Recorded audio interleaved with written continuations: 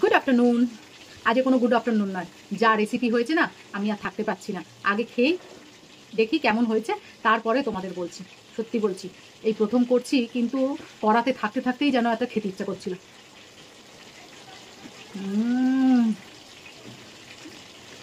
কি বলবো আমি, মানে এত তো চিংড়ি মাছের এটা ওটা খেয়েছো, মালাইকারি, সর্ষে চিংড়ি, হ্যান ত্যান, এটা একটু প্লিজ খেয়ে দেখো।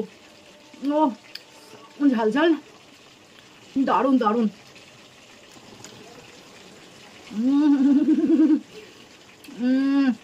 আর কিচ্ছু দরকার নেই, এই দিয়ে খাওয়া হয়ে যাবে। কি খাচ্ছি দাঁড়াও দেখাচ্ছি। আজ নিয়েছি ভাত, চিংড়ি মাছের ভর্তা। এই ভর্তাটাই উফ না, একটু খাই। এই চিংড়ি মাছের ভর্তাটা না দারুণ খেতে। কিরম ভাবে বানিয়েছি রেসিপিটা পরে দেয়া আছে, দেখে নিও। এখানে সবার রিকোয়েস্টে লোটে মাছের বড়া আর ডাল আর স্যালাড, আর কিচ্ছু নেই আজকে। এই দিয়ে খাওয়া হয়ে যাবে, অপূর্ব অপূর্ব। চলে এসেছি রান্নাঘরে, আর রান্নাঘর মানে কড়াই বসিয়ে দিয়েছি আর তেলও দিয়ে দিয়েছি যথারীতি।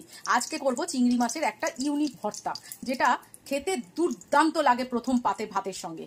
গরম গরম ভাত হবে আর ওই চিংড়ির ভর্তা হবে, জমে যাবে পুরো। তো প্রথমে কড়াইতে তেল দিয়ে একটু শুকনো লঙ্কা ভেজে নেবো। এতগুলো শুকনো লঙ্কা দেখে ভয় পাবে না, কেন ভর্তা জিনিসটা একটু ঝাল ঝাল না হলে উফ আহ করবো, তখনই তো ভর্তা মনে হবে না।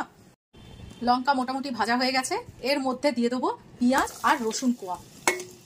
বেশ একটাই রসুন দিয়েছি, যতগুলো ছিল অনেকগুলোই কোয়া হয়েছে। ভর্তায় না একটু রসুনের ফ্লেভারটা না আসলে ভালো লাগে না, আর পেঁয়াজটা যথারীতি দিতেই হবে, না হলে ভর্তাকে ভর্তা মনে হবে না। এবার এটাকে সুন্দর করে ভেজে নেব। এবারে কিছু চিংড়ি মাছ গোটা রেখে দিয়ে বাকি এই চিংড়িগুলোকে সব পেস্ট করে নেব। আর বেশি ভাজবো না, এর চেয়ে বেশি ভাজলে না তেতো হয়ে যাবে। এবার এটাকে ঠান্ডা করে এটাকেও পেস্ট করে নেব। এবার এই তেলের মধ্যেই ওই যে যে চিংড়িগুলো আলাদা করে রেখে দিয়েছিলাম সেগুলোকে একটু কুচি কুচি করে নিয়ে ভেজে নেব। একটু নুন হলুদ দেবো, দিয়ে ভেজে নেব। বেশি ভাজবো না, যতটুকু ভেজেছি আমার চিংড়ি ভাজা হয়ে গেছে। এবার এটাকে তুলে রাখবো। এই তেলের মধ্যে আমি দিয়ে দেবো একটু কালো জিরে, আর দিয়ে দেবো এই যে চিংড়ি বাটাটা। একটু নুন হলুদ দিয়ে প্রথমে ভালো করে নেড়ে নেব। চিংড়ি মাছ বেশি ভাজবো না, কিছুটা ভাজা হয়েছে।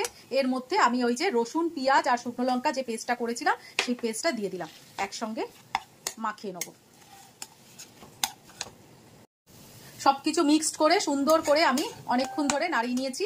এইবারে আমি দিয়ে দেবো ওই কুচো চিংড়িগুলো, যাতে মুখের মধ্যে একটা একটা টুকরো পড়ে আর খেতে দুর্দান্ত লাগে। গরম ভাতে পুরো জমে ক্ষীর। কেমন লাগলো অবশ্যই বলবে।